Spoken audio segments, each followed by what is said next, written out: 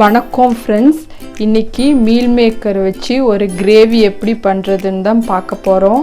இது சப்பாத்தி பூரி எல்லாத்துக்குமே சூப்பராக இருக்கும். இது செய்கிறதுக்கு தேவையான பொருட்கள் என்னன்னு பார்க்கலாம் வாங்க.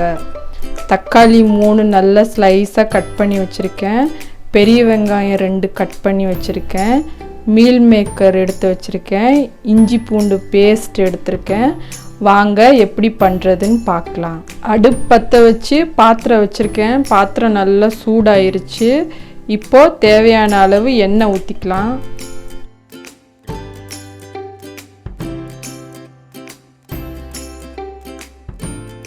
எண்ணெய் நல்லா சூடாயிருச்சு. இப்போ கடுகு சேர்த்து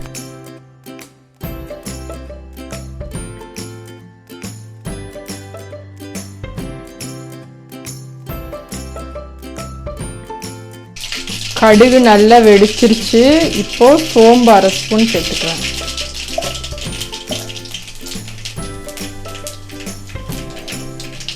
சோம்பு நல்லா பொரிஞ்சோன்னா கட் பண்ணி வச்சிருக்க வெங்காயத்தை ஆட் பண்ணிக்கிறேன்.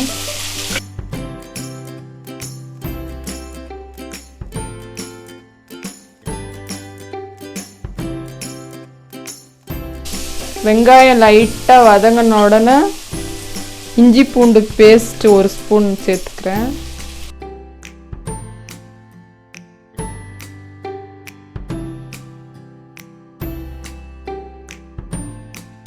இஞ்சி பூண்டோட பச்சை வாசனை போகிற வரைக்கும் நல்லா வதக்கணும்.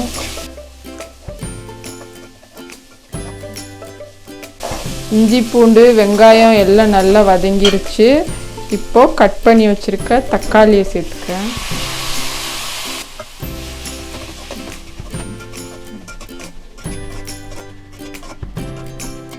தக்காளி சீக்கிரம் வதங்கிறதுக்கு உப்பு கொஞ்சம் சேர்த்துக்கலாம். மஞ்சத்தூள் கொஞ்சம் சேர்த்துக்கலாம்.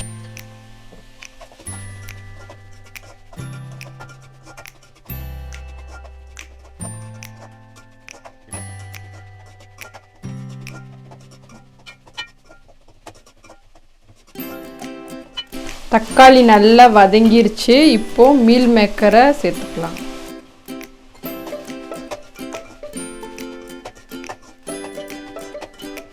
மீல் மேக்கரை நல்லா சுடுதண்ணியில் போட்டு 5 நிமிஷம் ஊற வச்சுட்டு நல்லா புழிஞ்சு எடுத்திருக்கேன்.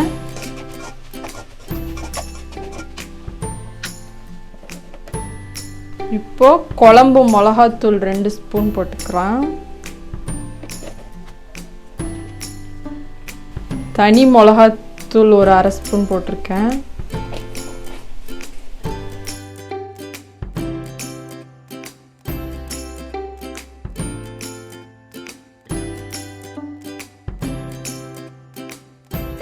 இந்த ஸ்டேஜில் கொஞ்சோண்டு தண்ணி ஊற்றிக்கலாம். எல்லாம் ஒன்றா சேர்ந்து வெந்து வர்றதுக்காக.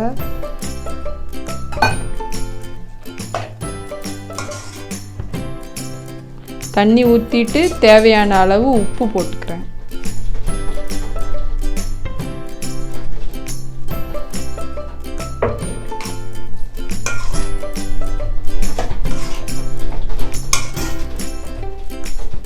எல்லாம் நல்லா சேர்ந்து வெந்து வரணும். ஒரு 5 நிமிஷம் மூடி போட்டு மூடி வச்சிடலாம். பாருங்க நல்லா திக்காக வந்துருச்சு. இந்த ஸ்டேஜில் ஒரு 1/4 ஸ்பூன் கரம் மசாலா சேர்த்துக்கிறேன். சேர்த்துட்டு மல்லி இலை ஆட் பண்ணிக்கிறேன்.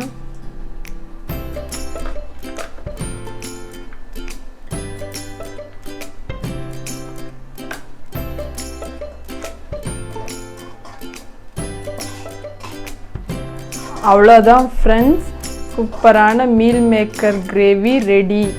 நீங்களும் வீட்டில் இதே மாதிரி ட்ரை பண்ணி பாருங்கள். ட்ரை பண்ணி பார்த்துட்டு எப்படி வந்ததுன்னு சொல்லி கமெண்ட் பண்ணுங்கள். வீடியோ பிடிச்சிருந்தா லைக் பண்ணுங்கள், ஷேர் பண்ணுங்கள், சேனலை மறக்காமல் சப்ஸ்கிரைப் பண்ணுங்கள். அடுத்த வீடியோவில் உங்களை பார்க்குறேன். நன்றி, வணக்கம்.